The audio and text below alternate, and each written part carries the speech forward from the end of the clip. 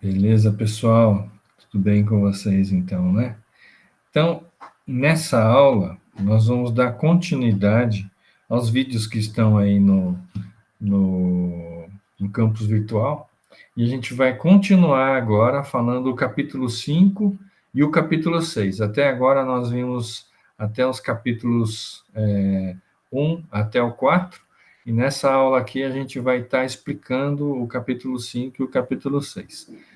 Se você tiver qualquer dúvida, Paulo, você pode me interromper à vontade, que aí eu fico totalmente à disposição aí para você perguntar e acionar o que você quiser, beleza? Tá ok, professor. Maravilha, então. Então vamos lá na aula, né? Então, é, como eu falei, essa é uma situação muito interessante de uma consultoria que eu fiz em uma transportadora de janeiro a julho de 2020. E olha só a situação que estava na transportadora. Tinha mais ou menos aqui perto de perto de 160 caminhões, né? E dentro desses 160 caminhões, tinham alguns caminhões aqui que rodavam entre 0 e 10 mil quilômetros por mês. Então, se você pega 10 mil quilômetros por mês e divide por 20, vai dar quase 5 mil quilômetros por mês, em média, né? Deixa eu pegar aqui a calculadora. 500 quilômetros. Isso, 500 quilômetros. Cara, manter um caminhão 500 quilômetros por mês é muito. É um caminhão de 200, 400 mil reais, uma FH nova, é uma loucura. E aí vem aqui, né? O vermelho são algumas outras. Eu categorizei os caminhões, e aí então, entre alguns outros caminhões aqui, 2, 4, 6, 8, 10 caminhões rodavam entre 30 mil quilômetros e 40 mil quilômetros mês, e assim subia. E tinha alguns outros pontos aqui, uns 2, 4, 6, 8, 10, 12 caminhões que rodavam 80 mil quilômetros por mês. Então, divide 80 mil quilômetros por mês por 20 dias. Você faz a conta, por favor, Paulo? E aí você vai conseguir ver que esses caminhões rodavam mais de 12 mil quilômetros por mês. Deu 4 mil. 80 mil dividido por 20. 4 mil. 4 mil por dia. É. 4 mil por dia. Uhum. Professor, ainda está no primeiro slide. Eu acho que não está apresentando, não está passando os slides. Passou agora? Não, não. Espera aí. Eita. Possível. Deixa eu ver. Agora foi. Tá. Então, teve aqui essa quantidade mínima aqui de caminhões que rodavam muito pouco, e essa quantidade aqui, crescente aqui, essa quantidade grande aqui de acúmulo de quilometragem por... Cara, agora eu fiquei em dúvida, porque estava... De fato, se você pegar 80 mil dividido por 20, dá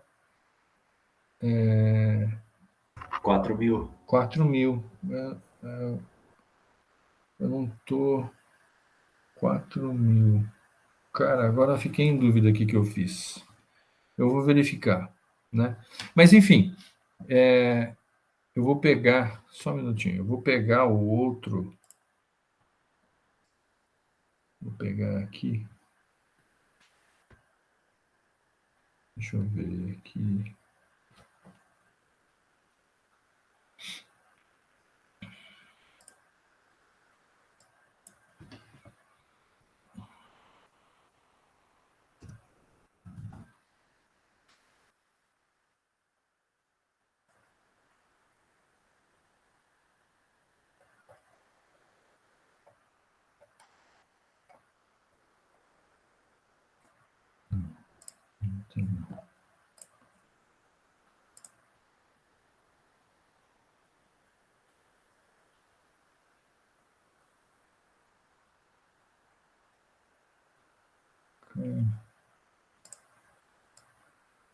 Onde que estava aqui? Matriz. Deixa eu ver.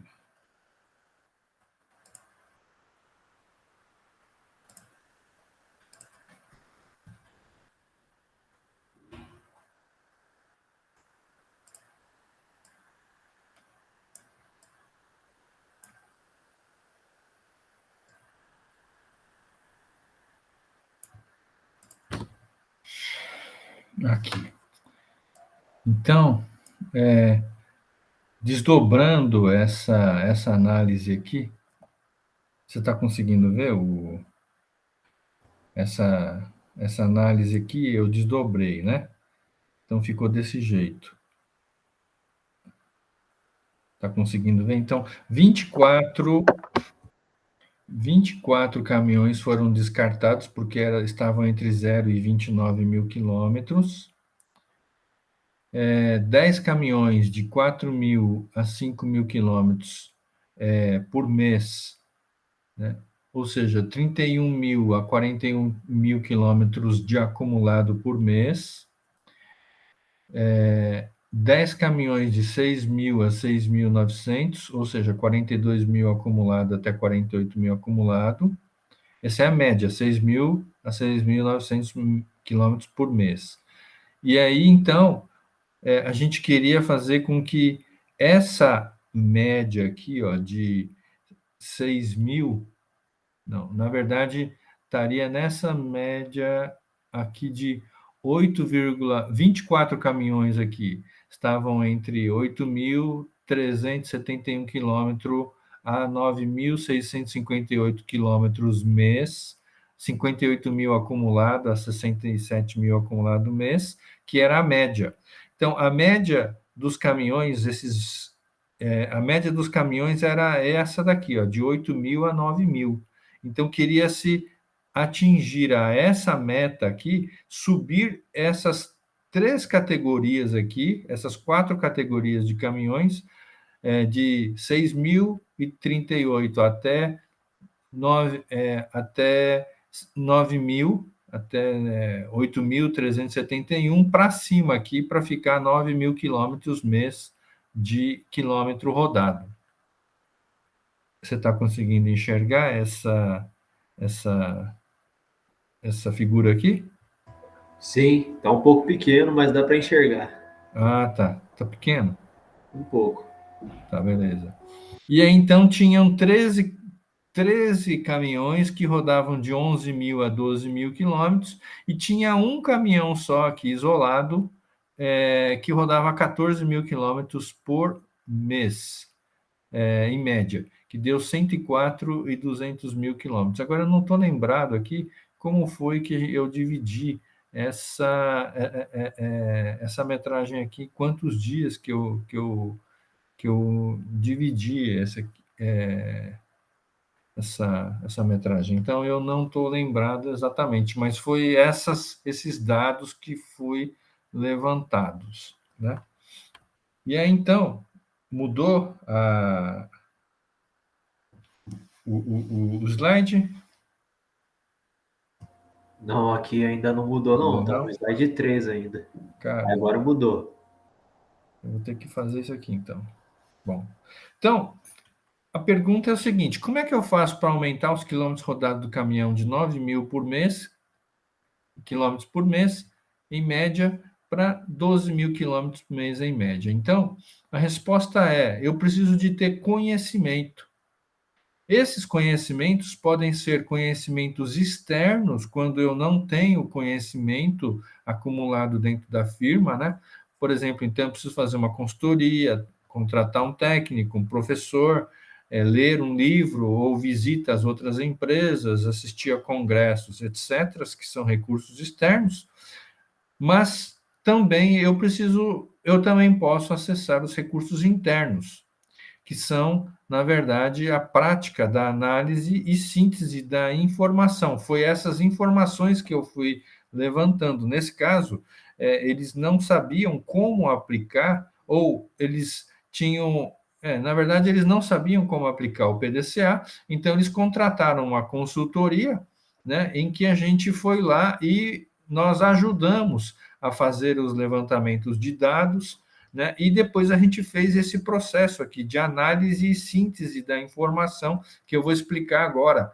Isso se chama método de análise de sistemas, né? Nós vamos fazer análise de sistemas que são sistemas complexos, né? Que sistema que tem aquele sistema onde tem a entrada, o processamento e a saída. Então, como a gente vai fazer essa análise desse sistema para solucionar um problema, né? Então, essa é a grande questão. Então, como é que a gente consegue fazer esse tipo de análise? Tudo começa pela informação. Então, você está vendo aqui que nós temos os dados chegando, né? Os dados brutos chegando. Uma tabela dessas, você não consegue obter quase nenhuma informação, porque, na verdade, eles são dados brutos, né? E você precisa fazer algum tratamento nesses dados que nós chamamos de análise da informação. O que a gente faz na análise da informação? A gente usa alguns modelos de análise para fazer com que essas informações que entraram aqui gerem valor para mim para tomada de decisão. Então, eu preciso usar alguns modelos que nós vamos ver aqui nessa aula, que tipo de análise, que tipo de modelo de análise eu posso fazer, e através desses modelos de análise, eu posso fazer com que essa informação se transforme num conhecimento. O conhecimento é uma informação trabalhada para tomada de decisão. Então eu entendi por que esse monte de pontos aqui, por exemplo, ele tem uma reta crescente, né? Então, como é que eu faço para eliminar esses pontos aqui de baixo? Então, a conclusão da análise é, então, que, por exemplo, só estou dando exemplo, o rendimento é máximo quando eu mantenho a temperatura entre 80 e 90 graus e a agitação em 500 RPM. Então, esse tipo de conhecimento, esse tipo de informação tão importante para a tomada de decisão, só vem quando eu pego os dados brutos, transformo ele, trabalho ele através de modelos de análise até chegar à conclusão. E é exatamente essa conclusão que a gente quer chegar, né? E é aqui onde a gente consegue obter, de fato, uma definição de tomada de decisão. Tá legal? Tá dando para acompanhar aí? Tá sim. Então tá beleza. Então, antes da gente começar a fazer análise, nós temos que definir um alvo. O que é um alvo? Um alvo, ele pode ser um alvo é a definição correta de onde é que pode estar acontecendo o problema, né? Então, na verdade, por exemplo, nesses casos aqui, em que eu tenho esse tipo de informação aqui, né, eu tenho as informações que a maioria dos caminhões, ou seja, 10 mais 25 mais 24, aqui dá 50, 60, mais 47, ou 100 caminhões, estão abaixo da média que eu estipulei aqui de 9.000 quilômetros por mês, né? Então, qual que é o meu alvo? É o caminhão? É o caminhoneiro? É a manutenção? É o treinamento do motorista? Ou é a rota que a parte logística faz para eu fazer o caminhão rodar? né? Então, você tá vendo que o alvo, se eu focar o meu alvo de análise só no motorista de caminhão, eu posso estar descartando muitas outras causas que podem estar acontecendo dessa meta não ser atingida, né? Então, eu preciso definir bem o alvo, eu preciso ver se é o processo como um todo, né? Eu preciso ver de onde é que está saindo esse meu problema, onde é que está acontecendo esse meu problema. Então, o alvo não significa apenas que se eu concentrar o alvo num ponto específico, num problema pontual, eu vou resolver o problema, porque pode ser que o alvo é muito maior do que simplesmente eu focar no caminhoneiro, né? Pode ser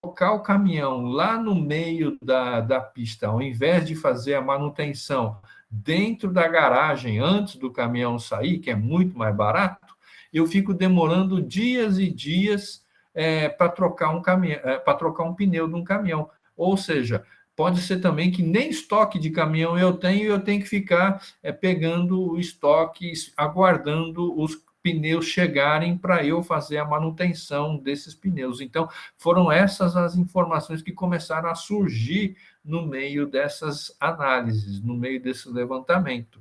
Então, qual é o alvo, né? O alvo, eu preciso definir muito bem o alvo para que, quando eu definir o alvo, eu consiga saber a situação total e não apenas uma situação pontual. E aí então eu pego e eu faço a análise, que é a quebra desse problema em vários problemas menores, né? Então eu tenho um problema maior, que é aumentar de 9.000 quilômetros mês o carro rodado para 12.000 quilômetros mês o carro rodado, e para fazer isso eu vou quebrando esse problema em vários outros problemas menores, usando vários tipos de modelos de análise que nós vamos explicar.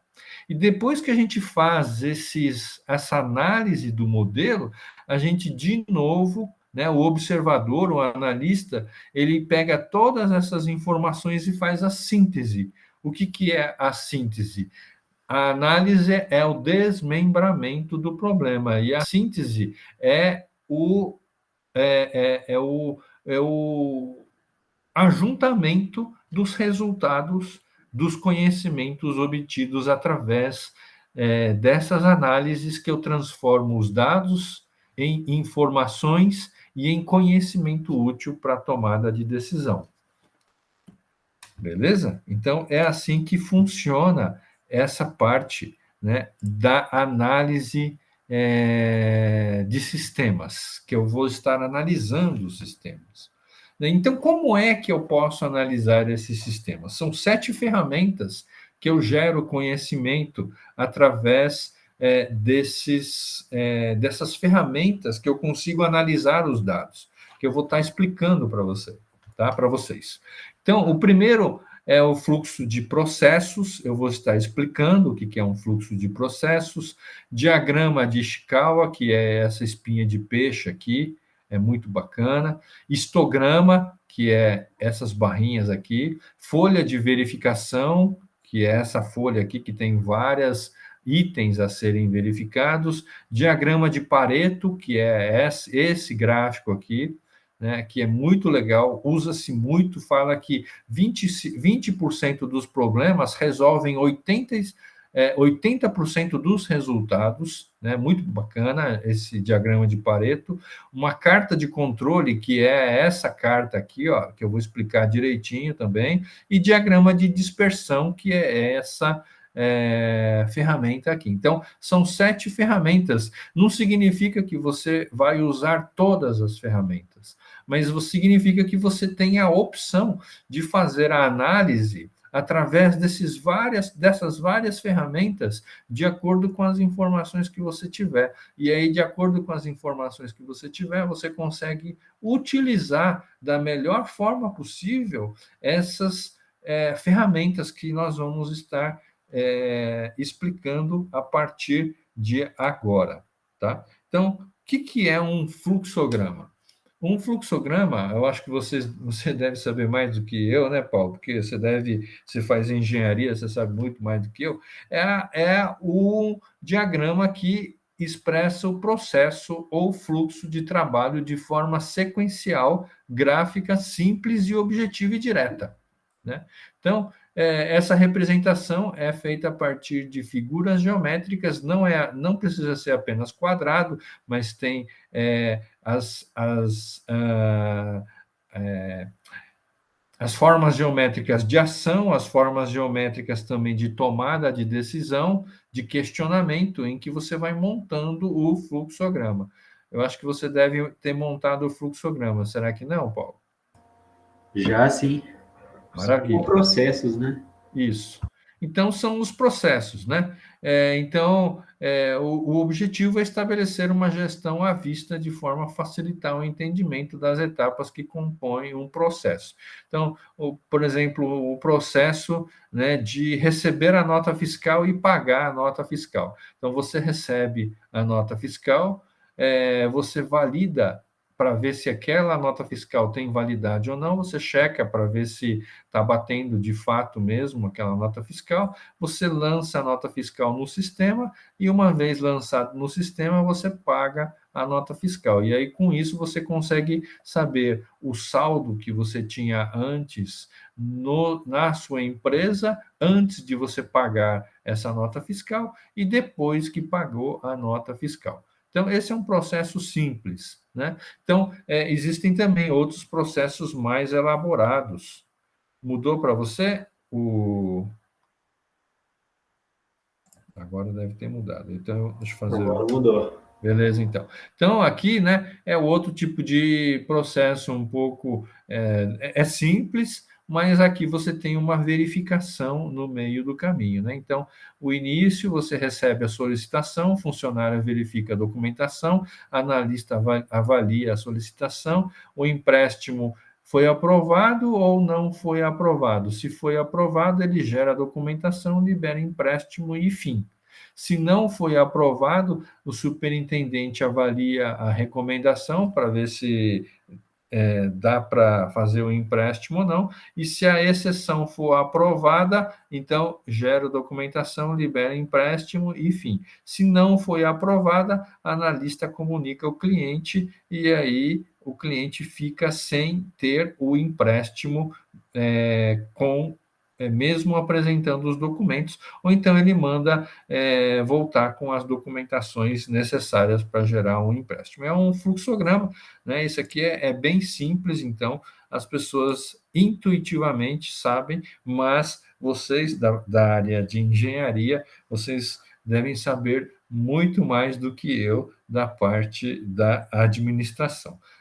Mas também tem a administração de produção também, que estuda também essa parte de processos. Uma outra análise é o diagrama de Ishikawa. Esse diagrama de Ishikawa é muito interessante, porque você tem um problema e você vai destrinchar esse problema em 6 subobjetivos, né? Então, por exemplo, se o problema é subir o quilômetro rodado do caminhão mensal de 9.000 quilômetros para 12.000 quilômetros, é um problema muito grande. Então, eu preciso desmembrar, eu preciso saber de onde é que está vindo esse meu problema. Então, eu vou dividir esse problema em 6 causas. Por exemplo, uma das causas é a mão de obra. Outra causa é a máquina, é o caminhão. Outra causa é o meio ambiente. Por exemplo, pode ser que a estrada não seja boa, ou pode ser que determinado mês chove muito, né? Ou pode ser que a estrada seja simples, não é duplicado, né? Ou pode ser que a estrada seja simples, duplicado e esburacado. Não, simples, esburacado e com muita chuva, né? Então, o meio ambiente entra nesse processo. Pode ser que o material também não esteja bom, ou seja, manutenção. Pode ser que é necessário verificar a manutenção. Ou pode ser que existem algumas medidas, por exemplo, uma mudança de horário, né? Só de você mudar o horário do recebimento do caminhão lá na ponta, muda tudo na hora de descarregar e carregar os produtos, por exemplo. Ou pode ser que é o método que você está usando para você fazer a logística, por exemplo, está errado. É melhor você usar um outro método, né? Então, você vê que, nesse caso, na mão de obra, por exemplo, eu vou verificando vários outros problemas: treinamento, cansaço, descanso, salário, não sei o quê. Então, eu vou subestratificando aqui os problemas para verificar: existe problema de mão de obra? E se existe, em qual aspecto que eu tenho problema de mão de obra? Existe problema de máquina, de caminhão, né? Se for o caso, onde é que está dando o problema aqui, né? Equipamento obsoleto, falta de manutenção, né? Existe problema de meio ambiente? Onde é que está tendo esse meio ambiente? Do jeito que eu falei, muita chuva, está rodando à noite, estrada esburacada, estrada simples, né? Material, está faltando algum material, né? Ou o carregamento, o descarregamento não está sendo bem feito aqui no método, por exemplo, né? As medidas, mudança de horário, bônus para o motorista, por exemplo. Então, com isso, você consegue verificar que você tem o efeito final que você quer atingir, que você quer modificar, mas como esse efeito final é muito complexo, você vai subdividir os fatores que podem estar causando esse efeito aqui, né? Então, essa espinha de peixe aqui é muito utilizada, viu? Muito utilizada. É um método muito simples, gráfico, e já tem, como já existem essas seis fatores, fica fácil de você verificar. Tem que ser esses 6 fatores que estão aqui? Não. Você pode mudar os 6 fatores nos fatores que você quiser. Existem quantidade de subfatores aqui que você pode, que você precisa ter? Não. Você pode colocar quantos subfatores que você quiser. Quanto mais você tem, logicamente, você consegue ter mais detalhes e mais segurança para verificar quais são os fatores que podem estar afetando, né? E aí, então, por exemplo, em cada um desses fatores, você pode gerar um gráfico de informação, que são esses histogramas, que é a distribuição de frequência, né? Então, cada uma dessas, e vocês devem ter já estudado numa curva normal, né? Todas as informações que estão normalizadas, quer dizer que ele tem uma média, e na média ele tem o desvio padrão para cima e para baixo, né? Então você tem o limite aqui inferior e o limite superior, né? O limite máximo, o limite de descarte, e o limite superior também fora do ponto, fora da curva, né? Então, e aí, com isso, através dessa distribuição de frequências, a gente verifica se o problema é normal ou não, né? O problema, ele tem um comportamento de uma curva normal ou não, né? Então, com isso, a gente divide as classes, na verdade, como esse gráfico aqui que eu gerei dos caminhões aqui, na verdade, esse gráfico ele é um gráfico contínuo, mas se a gente fizer uma curva normal, ele vai ter aqui os que são poucos, a média, né, e os que têm muito. Né? Então, ele vai ter também uma curva normal. Aqui eu não coloquei como curva normal, porque eu simplesmente coloquei acumulado. Então, eles vão acumulando aqui. Mas se você for ver, são uns pontos abaixo, que é do limite inferior, e alguns pontos acima do limite superior. Né? E eu estratifiquei aqui esses caminhões. Então, quando eu estratifico esses caminhões, eu tenho esse tipo de histograma. Eu posso ter os histogramas, mas esses histogramas vêm da onde? Eu posso fazer um histograma de cada um desses fatores aqui que eu estou analisando. Então, eu levanto indicadores de cada uma delas aqui, e eu vou fazendo aqui esses histogramas para ver a dispersão desse meu problema. Né? Então, a base de cada retângulo representa uma classe, e a altura de cada retângulo representa a quantidade ou frequência e o valor dessa classe que ocorreu o conjunto de dados. E, ao dispor as informações graficamente, o histograma permite visualização dos valores centrais e a dispersão em torno dos valores centrais e a forma de distribuição. Tá? Então, essa é uma outra forma de eu fazer o histograma. Uma outra forma de eu verificar, fazer análise, é através dessa lista de verificação, que nada mais é do que o histograma, só que sem as barras. Agora, com as classes, mas eu vou anotando aqui quais foram a quantidade de ocorrências que ocorreu em cada classe. Então, de qualquer forma, quando você traça aqui a linha, né, no limite dessas informações, também dá a curva normal. Tá certo? Então, é a mesma coisa, só que ela não é agora mais gráfico, mas sim, ela como é que eu posso dizer? Ela é escrita através de informações, onde eu consigo ter aqui detalhes de cada classe dessa daqui. Quantas ocorrências aconteceu em cada classe dessa daqui. Então, trata-se de tabelas, planilhas ou quadro estruturado usados a fim de facilitar a coleta de dados. Então, nesse caso, você vai coletando os dados, você vai marcando aqui. As folhas de verificação são formulários em que os dados são preenchidos de forma rápida, fácil e concisa. Registram os dados e itens a serem verificados momentaneamente, também serve para identificar a não conformidade do processo. Então, depois que se faz aqui essa verificação dessa lista de verificação, eu também posso criar um histograma desse aqui tranquilamente, de acordo com essas informações levantadas. Beleza? Alguma dúvida? Beleza. Vamos Então, embora, então. tranquilo, vamos embora. Vamos embora.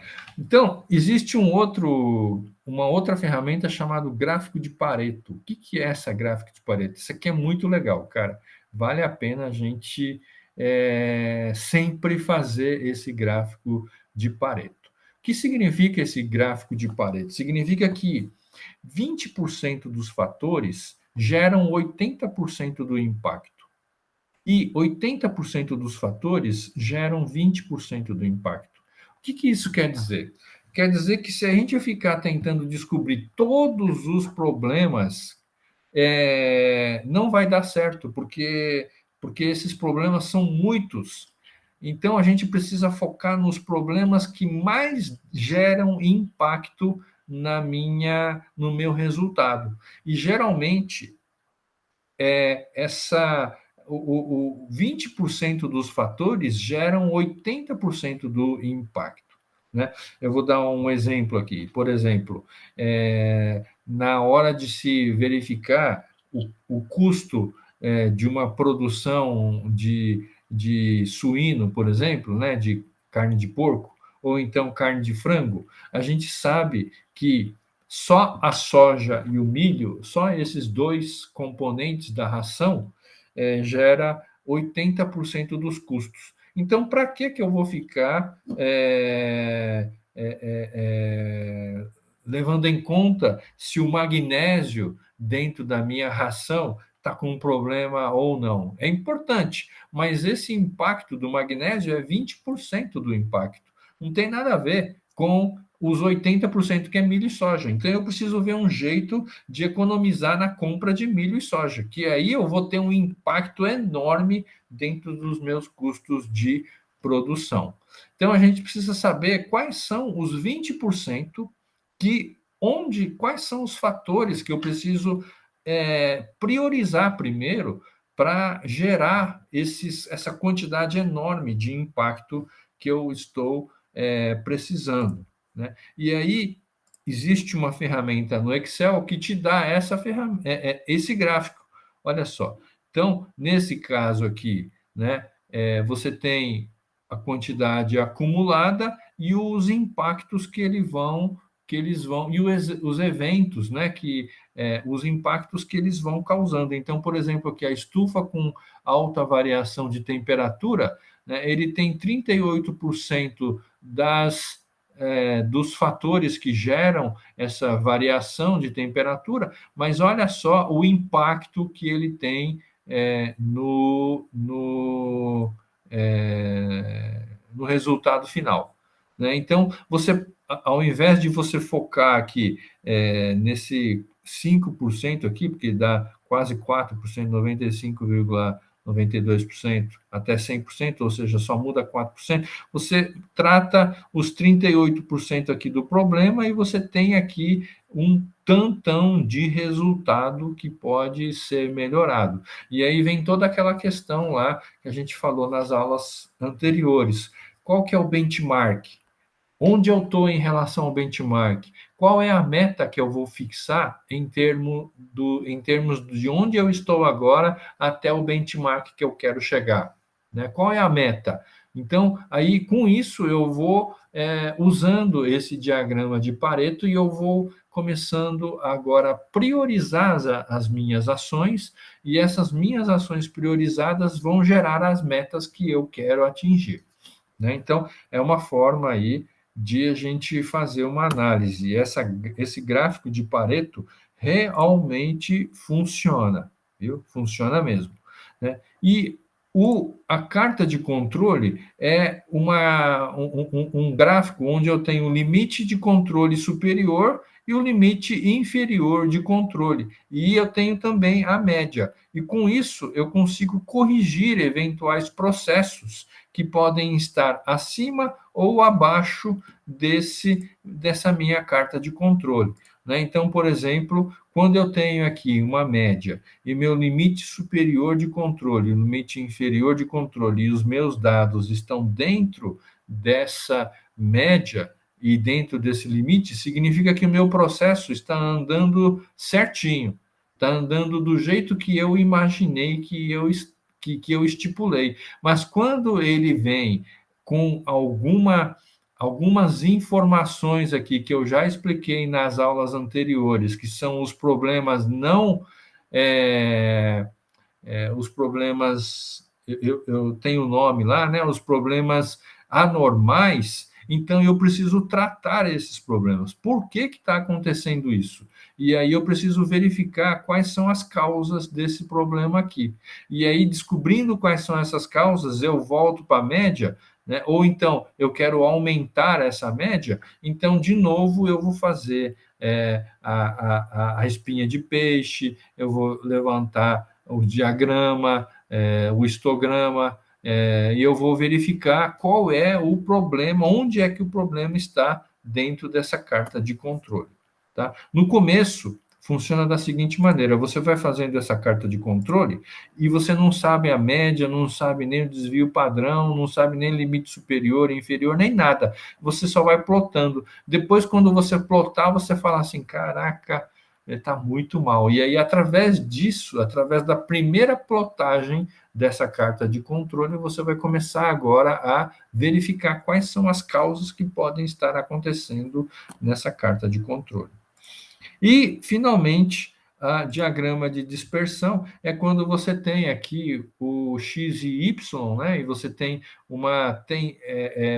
parece que tem uma tendência aqui e você tenta achar umas possíveis correlações entre o fator x e o fator y. Pode ser positiva, negativa ou nula, né? Então, são modelos aqui matemáticos que vocês já devem saber muito bem. Como é que a gente faz, então, esse planejamento? A gente começa do fim para o meio, como a gente viu, né? Eu quero aumentar de 9 mil quilômetros por mês de quilômetro rodado para 12 mil quilômetros rodado. Então, eu começo sempre do fim para o começo e eu vou desmembrando esses problemas e eu vou fazendo a priorização, a categorização e a priorização. E aí eu uso o diagrama de Pareto, né?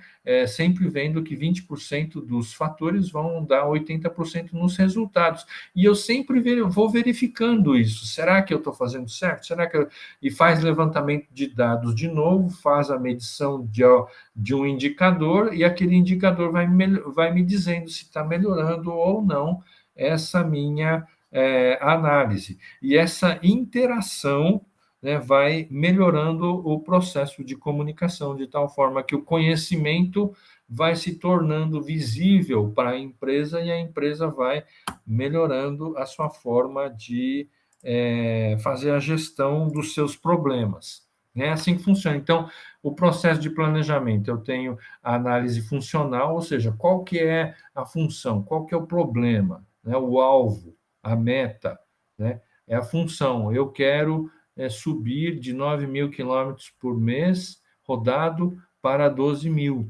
Né? Então, mas isso aí depende de vários outros fatores. Quais são os fatores? Eu preciso ver se ele é um problema vertical, né, que a gente vai analisar e eu vou explicar, ou um problema horizontal. Eu vou explicar isso aqui rapidinho, logo em seguida, e aí, com isso, eu vou identificar os problemas menores através desse desmembramento desse problema maior, e aí eu vou fazendo cada vez mais, eu vou tentando descobrir quais são as causas que geram aquele problema, e eu tomo as ações em cada uma dessas causas.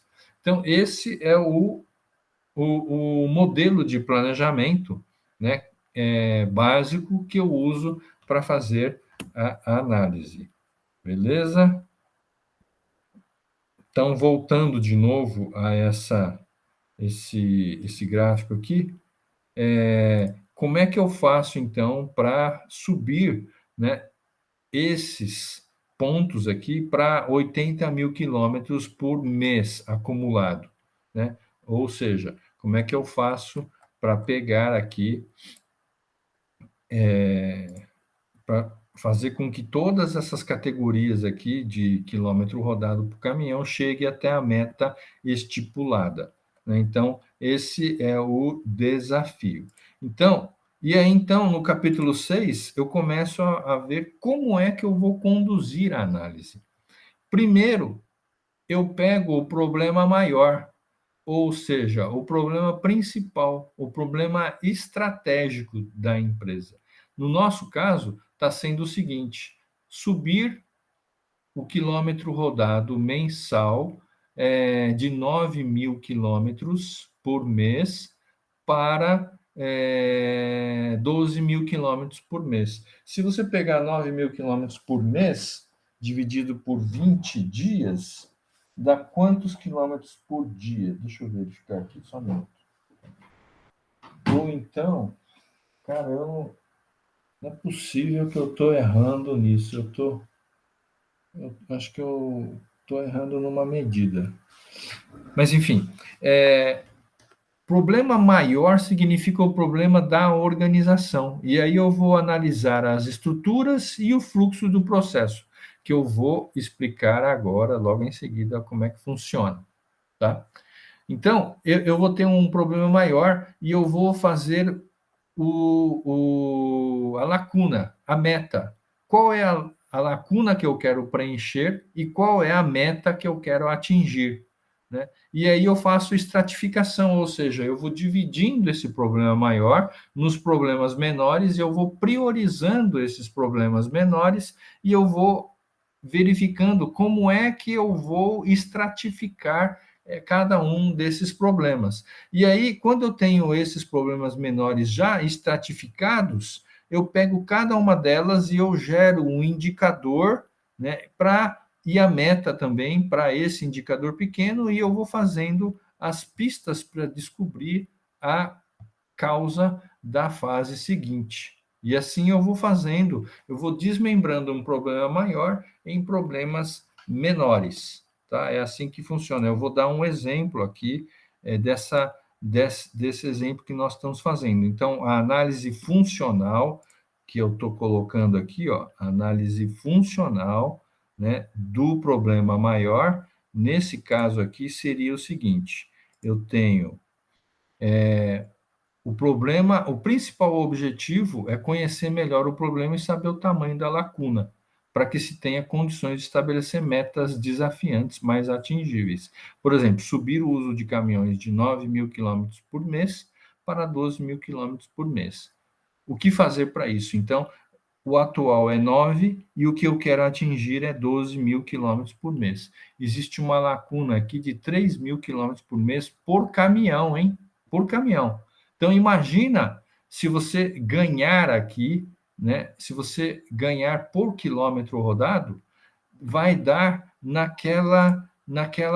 nesse cálculo que eu tinha falado antes, de um acumulado de perda total em 7 meses, no caso, eu só calculei 7 meses, porque eu fiz com os dados de 7 meses, de R$ 13.372.574,61. Ou seja, esses 3.000 quilômetros mensais que os caminhões não estão rodando, ou deveriam estar rodando, ele está me dando um prejuízo de 13 milhões de reais no acumulado de 7 meses.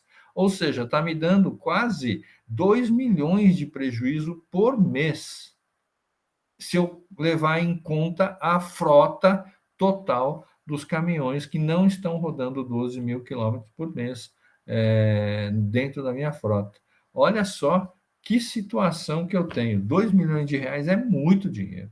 É muito dinheiro que eu estou perdendo. Por que que eu perco? Porque eu pago o seguro do caminhão, eu pago os motoristas, eu pago o escritório, eu pago todos os custos fixos, né? O IPVA do caminhão, eu pago todos esses, e ainda tem a depreciação, tem todos esses custos que estão envolvidos no caminhão, que se o caminhão não rodar 12.000 quilômetros, ele vai gerando um prejuízo para mim. Ou prejuízo, ou seja, não é um prejuízo, eu poderia estar faturando 13 milhões a mais porque eu estou subutilizando aquele bem, né?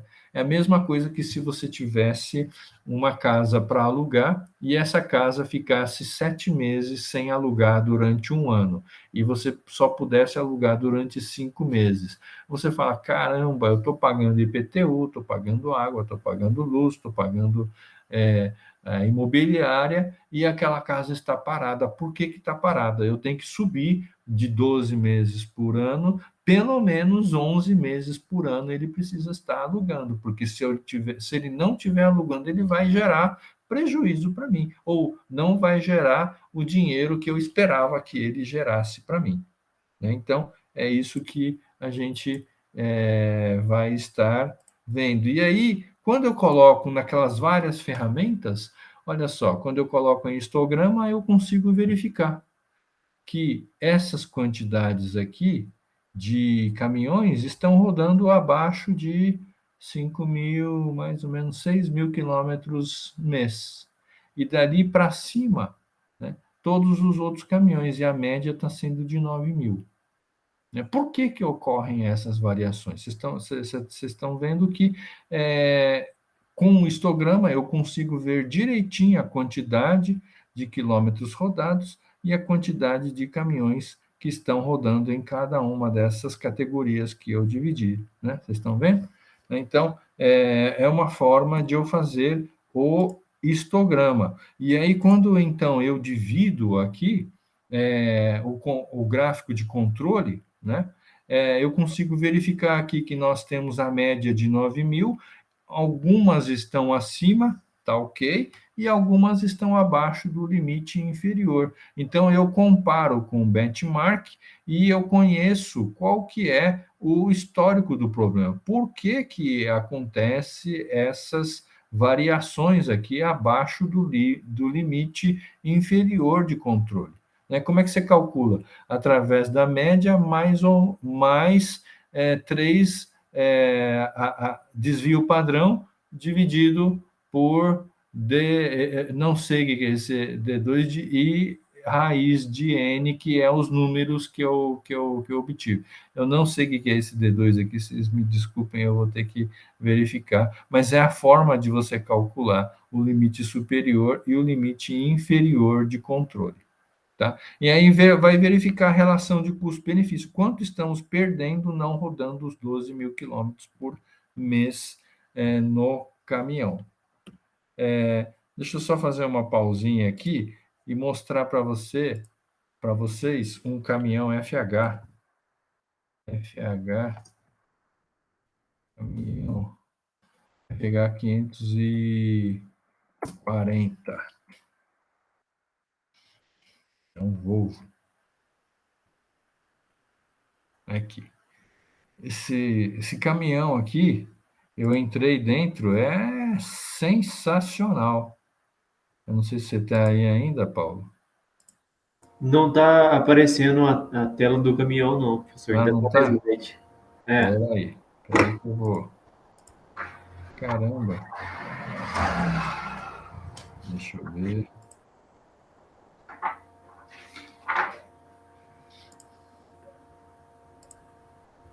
Engraçado. Opa. Uma janela.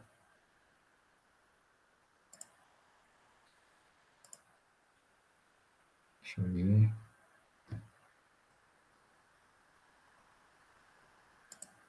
Apareceu? Apareceu. Uhum. Um caminhão desse aqui custa na faixa aqui de uns 300 a 400 mil reais. É. Mas esse trem aqui, ele é tão sofisticado que ele tem a, o câmbio automático, é só você acelerar que ele faz tudo o resto sozinho. É um fenômeno de caminhão. Roda mais do que um carro, sem brincadeira. Muito confortável, né? Rapaz, é bom demais. Então, e esses caras que eu estava fazendo essa consultoria, eles tinham comprado uns caminhões desses novos. Então, imagina, cara, você deixar de rodar 3.000 quilômetros por mês desse caminhão aqui a menos por mês. Então, ao ano, são 3 vezes 12, 36 mil quilômetros que você deixa de rodar com um caminhão desse. Você paga o seguro, você paga.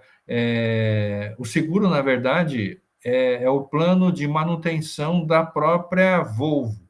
Então, você paga por 12.000 quilômetros por mês de rodagem.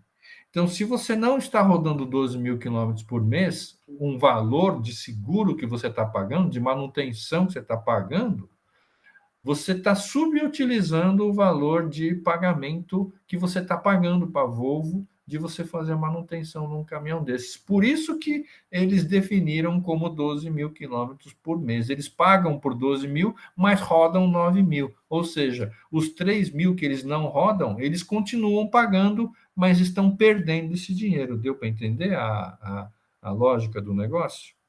Deu sim. Então é um negócio violento. E aí eles pediram para mim fazer essa para Você está vendo aí a foto do caminhão? Sim, sim. Ah, tá, beleza.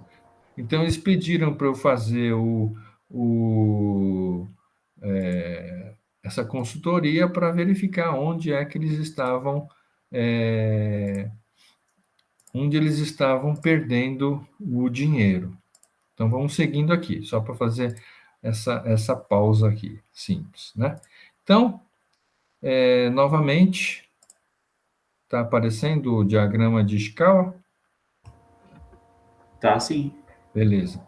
Então, continuando aqui, né? Então, como é formada a estrutura do problema? Então, a gente tem aqui o problema que é subir de 9.000 quilômetros por mês para 12.000 quilômetros por mês. E quais são os fatores? Então, eu coloquei medidas, meio ambiente, material, máquina, mão de obra e método. E aí, em cada uma delas, você pode ter objetivos aqui, subfatores que vão levar a esse problema aqui. Então, quando a gente faz esses vários tipos de análises, eu estou destrinchando, né, o problema e eu estou tentando sempre, através de indicadores, como eu falei nas aulas passadas, eu determino o indicador e vou verificar se aquele indicador está bom ou não. Nesse caso aqui, depois que eu fizer esses levantamentos, eu vou estratificar e priorizar. Como é que eu faço isso? Eu vou fazendo entrevistas para ver qual é o problema. Por exemplo, boa rodagem mensal. Né? Eu posso ter um problema de recursos humanos, eu posso ter um problema de manutenção, ou eu posso ter um problema de logística. Como é que eu descobri esses fatores? Através das entrevistas, através do levantamento desses alvos. Né? Pode ser recursos humanos, como? Através de mau treinamento ou disponibilidade. O que estava acontecendo? Estava acontecendo que a parte de RH, de administrativo, não estava treinando direito ou não tinha motorista disponível para os caminhões quando esses caminhões ficavam parados no pátio. Por isso que não dava uma boa rodagem mensal. Ou então, o problema era a manutenção. Em que tipo de manutenção? Na verdade, a empresa que eu fiz essa consultoria, ela é uma filial de uma outra empresa que tem a matriz lá em Curitiba. E Curitiba é que comprava as peças do estoque, e depois que a compra acontecia lá em Curitiba, centralizado, eles mandavam a peça para cá, para Lavras. Então, imagina, eles faziam um pedido aqui, o pessoal lá de Curitiba comprava o material e mandava de lá para cá. Mas nesse intervalo do pedido ir, fazer a compra e vir para cá, quantos dias que não se passavam? Né? Então, tinha problema de caminhão parado na garagem por falta de peças no estoque. Então, é uma forma também de você aumentar a rodagem mensal. Ou então, uma prevenção. A prevenção não estava bem feita, como eu falei, não se tinha um controle do desgaste do pneu, por exemplo, e aí o pneu estourava lá no meio da estrada. E aí, como não tinha as peças no estoque, era uma loucura. Comprava mais caro, usava um caminhão ou uma caminhonete para levar o pneu até o local, trocar e voltar de novo para o caminhão poder seguir. Mas essas quilometragens de troca pode ser 400 quilômetros de distância, né? Que demorava um dia inteiro para chegar. Então, você vê que cada uma desses fatores que eu fui levantando através de entrevistas vai afetando a boa rodagem mensal, ou então a logística, em que o pessoal da logística não fazia um planejamento e distribuição de caminhões nas rotas bem feitas. Né? E aí, então, um caminhão que poderia estar fazendo uma rota melhor e depois ele rapidamente retornaria e já teria carga para fazer outra rota, ele ficava parado, né? Porque ficava esperando. né? Até ele voltar, a carga existia, mas não existia o caminhão. E também tinha muita interferência de telefone. Isso é interferência mesmo. Eles falaram que, enquanto eles estão fazendo a parte logística, toda hora vem telefone e ele tem que parar de fazer a rota logística para ficar atendendo o telefone, porque outros processos não estavam sendo bem feitos. Então, a gente faz a estratificação do jeito que eu fiz aqui, e aí a gente vai fazendo a coleta de informações e vai priorizar através do gráfico de Pareto. Onde é o mais importante? Quais são os mais importantes? Por que desses três aqui, ou dessas 6 fatores aqui que eu levantei, quais são as prioridades que eu preciso fazer? E aí, então, em cada departamento de administração, por exemplo, a gente começou a atacar a disponibilidade e os recursos humanos e o treinamento. Então, na manutenção, a gente foi atacando a peça de estoque e a prevenção. E na logística, a gente viu qual era a maior interferência de telefone tocando, que pegava o tempo desses 2 ou 3 operadores logísticos aqui, que ficavam fazendo as rotas, e a gente distribuiu melhor o planejamento de distribuição. Com isso, a gente quis tentar verificar quais eram os fatores que geravam uma boa rodagem mensal de um caminhão. E aí, em termos de custo, né, a gente também estratificou também um custo elevado, então poderia ser um custo aqui indireto, custo de overhead, ou seja, os que não estão diretamente ligados à produção, né, os custos indiretos, aluguel, etc. Pode ser também custos operacionais fixos, né, que manutenção, seguro, enfim. E também nós temos os custos. Oi? Combustível. O combustível está aqui, ó, custo operacional variável. Esse é o maior, variável direto. É o que mais tem de combustível aqui. Né? Combustível, você está vendo que, então, se... E, cara, a gente vê cada notícia dos caras falando que há roubos de diesel por aí. Tem gente que, ao invés de coloca 10 litros sempre a menos num galão, e esses caras vendem esses galões aí. Então, existe todo um controle muito específico também sobre o quilômetro rodado por litro desses caras. Né? Então, existe todo um controle, mas para rodar, para fazer uma alta quilometragem por litro, você não pode exceder um excesso de velocidade, porque se você rodar a maior velocidade, você diminui o km por litro. E aí você não roda os 12 mil quilômetros por mês. Então tem mó engenharia aí, muitos fatores que estavam influenciando esses 12 mil quilômetros.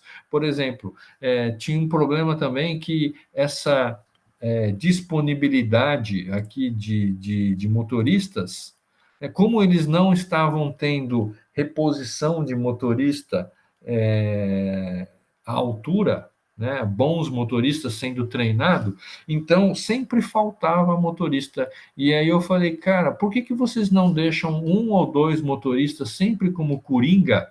Enquanto uns estão rodando, esses 2 estão descansando. E aí, quando os caras voltarem, esses que estavam descansando pegam o caminhão, continua o caminhão, e aí esse cara que estava trabalhando fica descansando também. É só você colocar, porque eles tinham menos motoristas do que o número de caminhões. E aí é lógico que não vai ter uma boa rodagem mensal. Então, a gente foi descobrindo esses problemas. Mas por que tem menos motoristas do que os caminhões? Porque, na verdade, para ser motorista, o cara tem que ser cabra macho mesmo. Né? Então, fica fora de casa. Não é uma profissão hoje que está sobrando gente. E vocês podem, eu não sei se vocês estão acompanhando a notícia lá na Inglaterra. A Inglaterra, depois que eles fizeram aquele Brexit, que a Inglaterra fora da zona do euro, muitos motoristas foram mandados embora do país, e aí começou a faltar motorista de caminhão lá na Inglaterra. Não sei se você ficou sabendo disso, Paulo. Não, não fiquei sabendo. E Mas, aí, no caso, o motorista que era da Inglaterra, ele rodava por toda a Europa ali, né? rodava por toda a Europa, mas como a Inglaterra ela é uma ilha, né? Então ele não ele rodava mais internamente. Mas o que que aconteceu, cara? Esses trabalhos braçais da Inglaterra foram mandados embora para o continente. Não ficou mais na ilha da Inglaterra. Foram mandadas para a Europa continental. E aí o que que aconteceu? Faltou motorista no país. E aí houve um desabastecimento geral de produtos na Inglaterra. Eu vou mostrar aqui para vocês. Eu não sei se está. Não sei se. Quer ver? Onde que eu vi isso aqui? Aqui, ó. Eu não sei se. Desabastecimento leva a filas extensas e brigas em postos de gasolina no Reino Unido. Você está conseguindo enxergar? Aham. Então, a falta de mão de obra no setor de transporte, ocasionada por conta do Brexit, que é o British fora do exit, fora da zona do euro e da pandemia do Covid, tem deixado prateleiras vazias e fechado postos de combustível por todo o país europeu. Então, está tendo briga aqui, ó. Desculpa. Está tendo briga, né? Sorry, we have no more fuel for today. Então, eles estão mais encrencados aqui do que qualquer outro lugar aí, né? Então, não tem mais falta combustível, falta e aí, por causa dos caminhões que não abasteceram mais, e por falta de combustível, começou também a faltar produtos dentro do supermercado, enfim, é uma loucura que está acontecendo lá na Inglaterra, né? Então a gente pensa que é só no Brasil que está acontecendo, não, lá também acontece essas coisas aqui, né? Ou seja, a gente vê que essa essa essa profissão chamada motorista de caminhão não é fácil, viu? Não é fácil. E eu, através desse trabalho, eu verifiquei na pele o que significa isso. Você está vendo aqui o meu PowerPoint? Sim, sim. Beleza. Então, até aqui, então, foi uma análise que nós chamamos análise vertical. A gente vai tentando verificar qual é a estrutura que gera o problema.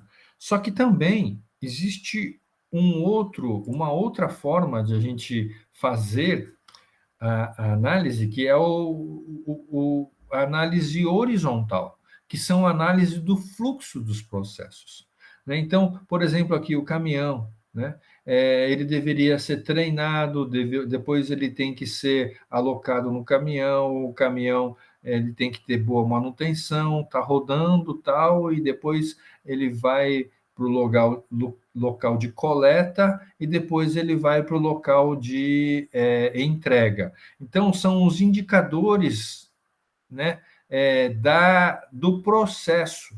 Só que esse processo aqui, ele não funciona sozinho. Ele funciona também através dos processos de suporte. Ou seja, você tem o processo de logística também, que faz todo o processo dele. Tem o processo de coleta de informações, alocação de motorista para o caminhão, horário de saída do caminhão, horário de chegada do caminhão, rota que ele vai fazer. Então, são vários processos que rodam junto com o processo principal. O caminhão está na rua, está rodando, mas os processos auxiliares aqui, os processos de suporte, eles estão rodando lá no escritório, junto com caminhão. O caminhão está rodando e os processos vão rodando aqui junto, né? E aí, com isso, eles queriam colocar rastreadores, colocar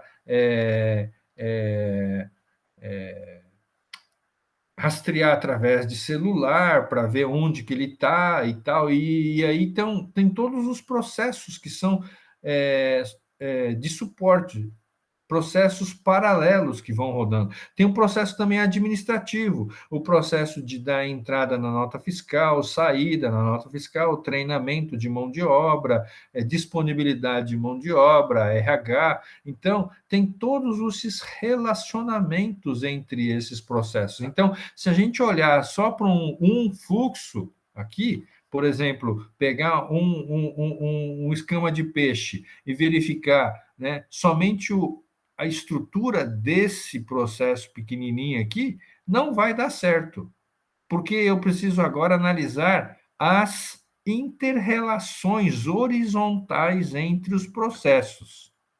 Começa a ficar um pouco mais difícil. E processo geralmente acontece entre departamentos diferentes da empresa. Esse é o grande X da questão. Vou dar um exemplo. Quando você vai para o banco pegar um empréstimo, eu nunca peguei um empréstimo, mas, por exemplo, quando você telefona para a linha telefônica, né, da Oi, da Vivo, da Claro, para tentar cancelar uma linha telefônica, é fácil ou é difícil? Qual que foi a sua experiência, se você já teve? Não, eu nunca cancelei, não. Nunca cancelou? Mas eu ouvi dizer que tá mais fácil hoje em dia. Ah, Antigamente tá. eles insistiam mais. Isso, maravilha. Hoje você liga lá querendo cancelar, eles já cancelam e nem falam nada. Ah, entendi. Maravilha. Então eles estão tentando resolver esse processo, mas quando você, por exemplo, é, pega um processo que não funciona, ele fala assim: aguarde um minutinho, pega todas as informações que você precisa, aguarde um minutinho, passa para o outro cara chega e pergunta tudo de novo para você, todos os dados que o cara anterior levantou. Aí você fala tudo de novo, ele fala assim: não, não é comigo, não. Espera um minutinho, e vai te jogando para um departamento para o outro. O que significa isso? Significa que os processos não estão interligados, os processos não estão sendo bem feitos, né? E aí, esses processos horizontais é que te gera um desgaste e te gera toda uma ineficiência no trabalho final, né? E aí você tem aqui também o BPM, que é o Business Process Management, que é a jornada do cliente. Então, aqui você tem, aqui é o processo chamado outside in, ou seja, é uma forma de você verificar qual é a jornada do cliente que fica fora da empresa, aqui, ó, é a jornada completa, do início até o final. E aí, em cada processo desses do cliente, você tem os processos internos que cada departamento aqui ele atua nesse processo. Então, quando a gente faz esse tipo de jornada do cliente total, você consegue descobrir os gargalos que acontecem. Então, nesse caso aqui, você pode perceber que esse departamento aqui, que eu não sei qual que é eu não estou enxergando direito, está fazendo a maioria das atividades. Então, eu preciso verificar aqui, quando eu desenho a jornada do cliente através do BPM, Business Process Management, eu consigo saber aqui quais são os processos que vão me atender aqui essa jornada do cliente.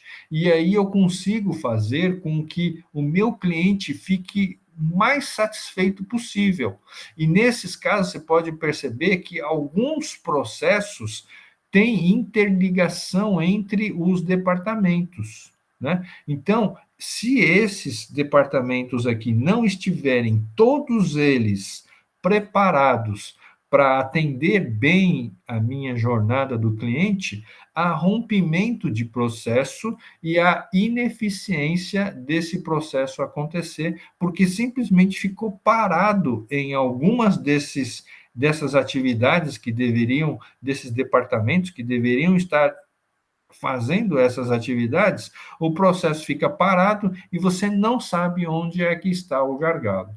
Então, existe essa ferramenta chamada BPM, Outside In, que você consegue verificar qual que é a jornada total do cliente e quais são os processos e quais são os responsáveis por cada atividade desse processo para que a jornada do cliente aconteça de forma muito eficiente, outside in, ou seja, o cliente é que tem a prioridade de ser atendido os processos para resolver o problema do cliente. Muito bacana esse tipo de análise interprocessual e interdepartamental, né? É muito bacana. Só dando um exemplo aqui de uma análise horizontal, né? Você quer saber se você na verdade, você tem um gargalo aqui da quantidade de pessoas que podem ficar numa prisão. Na verdade, aqui o Brasil, né, tá sempre sobrando vaga nas prisões, não é verdade? É uma coisa de louco, né? Então, você tem a ocorrência do crime, né, e a polícia militar faz o flagrante. Mas pode ser que nem sempre a PM faz esse flagrante. Então existe um estoque de crimes não flagrados, né? E aí você manda ele para casa de custódia, né? Você também tem um estoque de presos que não são condenados, né? Depois você manda para a investigação da Polícia Civil, você prende o cara, né, em flagrante, só que nem sempre os caras vão, como nem sempre eles são condenados, eles vão ficando acumulando, nem sempre a Polícia Civil investiga os processos, então tem um estoque de processos não trabalhados, então acumula mais. Tem o processo aqui de julgamento do Poder Judiciário, mas tem muitos processos que não são julgados. E você tem o processo de execução e mandado de prisão, mas tem o estoque de condenados soltos. Então, a cada vez que tem um estoque aqui, significa que vai acumulando. Por isso que no final das contas aqui tem mais presos do que a quantidade de vagas nas prisões, porque sempre tem uma ineficiência dentro desse processo aqui. Então, só para vocês verem aqui, é uma análise, como é que a gente faz uma análise horizontal de um problema. Então, sempre que houver estoque, existe deficiência no processo. O gargalo é um subsistema, né?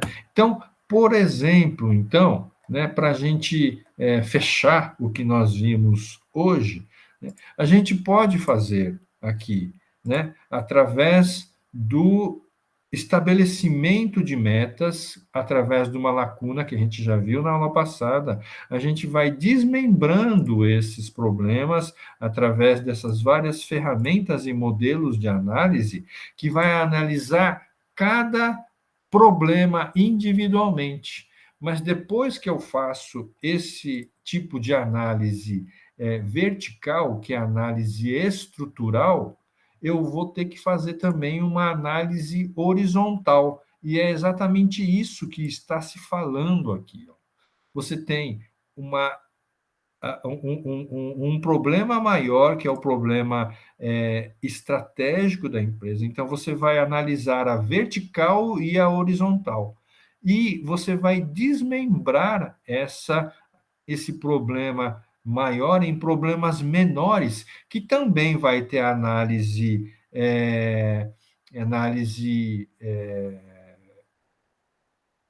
estrutural, né? Análise funcional, que são aquelas várias funções, aquelas várias tipos de análise que a gente viu, e a análise também do processo. E aí, com isso, a gente consegue fazer com que um problema de alta complexidade, um problema estratégico da empresa, se transforme num problema menor que eu consigo controlar cada um desses problemas e achar a solução de cada um desses problemas. É o que fala aqui. Eu preciso garantir um bom desmembramento das metas ou problemas baseado em análise de dados e fatos, de forma estruturada usando o modelo. Depois eu garanto que as pessoas dominem os modelos de análise e solicitar a apresentação da análise, garantir a execução das ações, uma vez estabelecida, desmembradas as metas, pode ser o método, né? 5W2H, o método garante que elas serão atingidas, investir em uma boa base de dados, banco de dados, que possa ser utilizada em análise e propicie tempos mais reduzidos de solução de problema e educar algumas pessoas com excelente formação no método de solução de problemas. Só para vocês terem uma ideia, naquele problema lá de subir de 9 mil quilômetros mês rodado para 12 mil, o problema administrativo tinha esse problema de falta de mão de obra. Então, a gente falou para o pessoal administrativo, pessoal, vocês precisam treinar, primeiro, vocês precisam... era até interessante o problema. Ele falou assim que teve gente que já foi desligado, né? Entrou, nem fez o treinamento e já foi desligado. Então, olha só. Então, como eles não sabiam que esse cara, esse treinamento, o cara foi reprovado no treinamento e já foi desligado, na verdade, esse pessoal que está rodando aqui nos caminhões, o caminhão fica parado esperando esse cara treinar para entrar aqui, mas, na verdade, ele escapava aqui no administrativo e não falava para o pessoal lá das operações que está faltando caminhão, motorista. Então a gente falou, opa, precisa de ter aqui então uma entrada maior de pessoas, vamos fazer um treinamento melhor, uma seleção maior de pessoas para ser treinadas para que quando esse pessoal aqui que o caminhão tiver vago, sempre ter motoristas, um ou dois motoristas sobrando que vai estar descansando, esperando o caminhão ficar vago. Né? Então, foi algumas dessas soluções, e a mesma coisa nos processos de suporte, de manutenção, logística, por exemplo, que ficava emperrando esse processo principal. Então, a gente foi analisando cada uma desses problemas interfuncionais, interprocessuais, para verificar qual é o efeito que esses processos estavam acontecendo no processo final. Então, foi isso que aconteceu. Né? Ao mesmo tempo que eu trouxe a teoria, eu tentei também colocar a prática aqui, né, para que a gente pudesse entender como é que funciona essa questão da análise de sistemas e como conduzir a análise. Eu não sei se ficou alguma dúvida. Não, professor, tá? Ficou tudo bem explicado, bem claro. Maravilha. Tem pontuações mesmo.